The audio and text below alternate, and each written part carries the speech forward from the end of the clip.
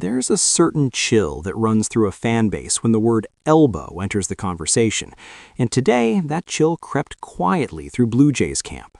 Spring training had been humming along, healthy, controlled, almost deceptively calm, and then suddenly the tone shifted. Not loudly, not dramatically, just enough to make you stop, lean back, and realize that the story you thought you were watching has taken a darker, more complicated turn. I want to start with Ricky Tiedemann because this is the kind of update that forces you to hold two truths at once.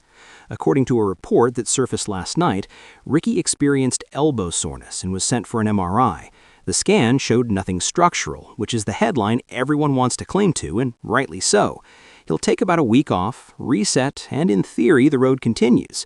But baseball fans know better than to treat elbow news casually, especially when it follows a history that already asks for patience. It's unsettling precisely because we've been here before, not with this exact moment, but with the hope cycle. A few springs ago, Ricky Tiedemann was lighting up radar guns, blowing big league hitters away like he was late for dinner. He looked inevitable. Then came the injuries, the surgeries, the slow, careful rebuild. Just last week, he spoke about finally feeling strong again, about the joy of facing live batters, about his body feeling right. And that's what makes this sting a little. The timing, the interruption, the reminder that progress in pitching is never linear, no matter how badly we want it to be. Now, I'll say this clearly because it matters. There is enormous relief in knowing nothing structural showed up. That's the line between concern and panic, and we're not crossing it today. But the fear isn't imaginary, it's memory-based. We remember what it feels like when elite pitching prospects turn into permanent what-ifs, and nobody wants Ricky Tiedemann anywhere near that conversation. For now, the organization is doing the sensible thing, and we wait. Uneasily, perhaps, but responsibly. Just as you're catching your breath, the focus shifts to something arguably even more consequential for the 2026 Blue Jays, Trey Savage. Because while Ricky's update is emotional, Trey's situation is strategic, and it explains far more than it first appears to. A new report has confirmed that Trey Savage is still about a week away from appearing in a Grapefruit League game. And this isn't about injury, this is about management.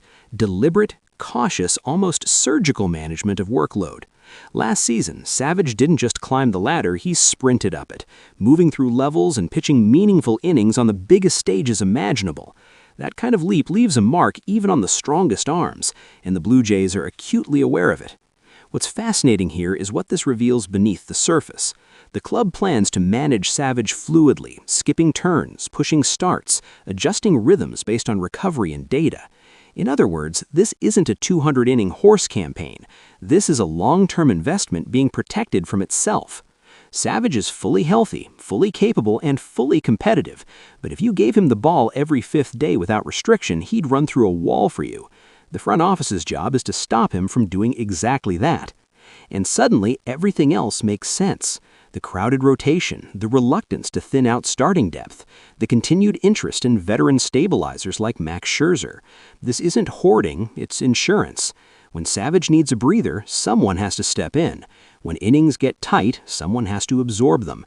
When October dreams require April restraint, this is how you do it. And it also reframes the conversation around names like Eric Lauer and Jose Barrios. Their presence isn't accidental, it's necessary. The season ahead is less about assembling the flashiest rotation on paper and more about surviving the grind intact. This is chess, not checkers, even if it occasionally looks like chaos. Around all of this, spring training continues. Kazuma Vorkamoto keeps turning heads. Jesus Sanchez has made his first impressions. Dalton Varsho is quietly doing very Dalton Varsho things, productive and unspectacular in the best way. The team is taking shape, even if not all the pieces are where we expected them to be. So where does that leave us tonight on the Blue Jays report? Cautious, yes. A little nervous, absolutely. But also encouraged by something fans don't always get to see. Restraint, thought, long-term vision. If you're enjoying these late-night deep dives, take a second to like, share, and subscribe. It genuinely helps more than you realize. Because this season won't be defined by one MRI or one delayed spring start. It will be defined by how well the Blue Jays manage the thin line between ambition and preservation. And right now, as uncomfortable as it feels, they're walking that line with intent.